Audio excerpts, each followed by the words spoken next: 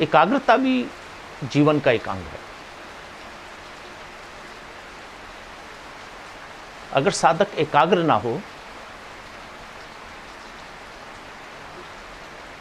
तो किसी भी चीज को वो खींच नहीं सकता, वो किसी चीज को आकर्षित नहीं कर सकता अपने जीवन में। तो साधना पथ को भी अपने अंदर आकर्षित नहीं कर सकता अगर एकाग्र ना हो। और एकाग्र ना हो तो वो किसी को दे भी नहीं सकता, अपना ओज नहीं दे सकता, तेजसा नहीं दे सकता, अपना सम्मोहन नहीं दे सकता, अपनी चेतना नहीं दे सकता। एकाग्रता के कारण ही वो बिंदुगत अवस्था में प्राप्त होता है। एकाग्रता के कारण ही वो अपने जीवन की समस्त चीजों को एक जगह इकट्ठी संचय कर सकता है। एकाग्रता के कारण भी अपने वो पूरे शरीर रूपी पिंड को भी, ब्रह्मांड रूपी पिंड को भी एक बिंदु में समायोजित कर सकता है। ये एकाग्रता की विशेषता है।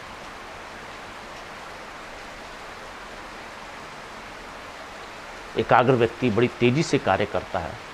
एकाग्र साधक जो एकाग्रता में रहता है वो अपनी जीवन की शैली को बदलने की क्रिया कर देता है।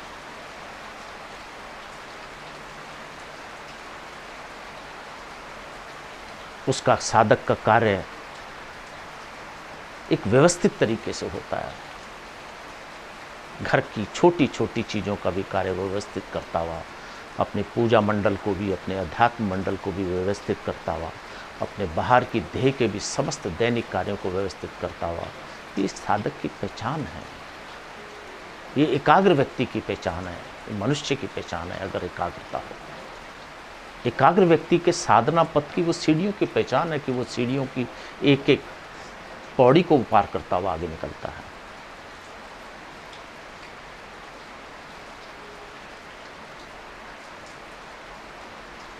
एकाग्र व्यक्ति अपने शरीर के समस्त चीजों को, नपीत चीजें, बात करने के भी उसका तरीका होगा एकाग्रता से। अगर वो बात करेगा तो उसकी बातों में दम होगा।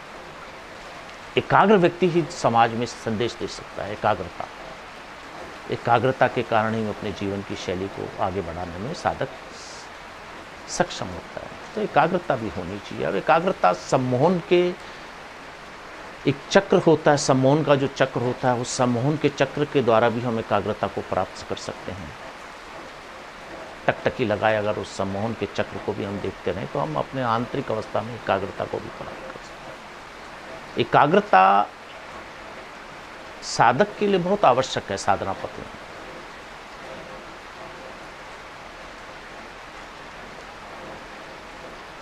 वो परिवर्तित कर देता है। जब आप देखो एक सूर्य, ब्रह्मांड में जब सूर्य चमकता है तो उस साधक या कोई भी मनुष्य एक लेंस के द्वारा एक बिंदुवत अवस्था में जब किसी चीज़ में उसकी किरणों को परिवर्तित करता है तो आप देखो कि वो सबको, शरीर को अगर आप लेंस समझ लो तो लेंस के द्वारा जो बिंदुवत अवस्था में उसमें पदार्थ में परिवर्तन कर देता है। वो उसकी इतनी गर्मी से परिवर्तित कर देता है।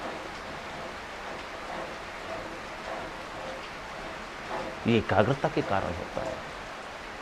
कैसे वो पदार्थ में परिवर्तन हो गया, कैसे उसने वो सारी संचय को, ब्रह्मांड की सारी गर्मी को, ब्रह्मांड के सारे रहस्य को एकाग्रता के कारण एक बिंदुगत अवस्था में लाकर कैसे उसमें पदार्थ में परिवर्तन कर दिया, कैसे उसने वो अग्नि को ज्वलित कर दिया, शरीर के अंदर कितने परिवर्तन कर दिए उसने अपने जीवन में, शरीर के अंदर कितना संचय कर दिया, एकाग्रता के कारण ही होता है।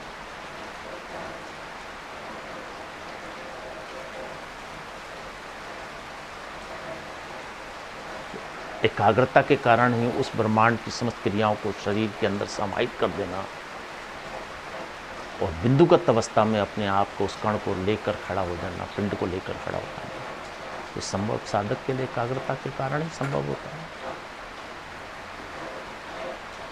और जब उसने परिवर्तन करना हो तो समाज के अंदर उसको परिवर्तित कर कर वो किसी को भी एकाग्रता के कारण, आंतरिक बिंदुवस्त अवस्था के कारण वो किसी भी मनुष्य को परिवर्तित, संस्कारित भाव में परिवर्तित कर देता है। जब वो पदार्थ परिवर्तन हो जाता है हीट के कारण और बिंदु के कारण, सूर्य की रोशनी के कारण, वो लेंस के कारण पदार्थ में परिवर्तन होता है, जलन हो जाती है और आग लग जाती है, तो वो सब जगह अपनी तेजस्ता और ओजस्ता के कारण वो समाज में प्रचलित हो जाता है। ये भी गुण होता है साधक का। छोटी छोटी चीज़ों को हमें समझना चाहिए, अवलोकन करना चाहिए, जीवन के उस पथ को अवलोकन। साधना का पथ ऐसे नहीं कि आपने किसी चीज़ में पढ़ लिया रोज, ये तो अंदर धारण करने की क्रिया को ही साधना पथ कहते हैं।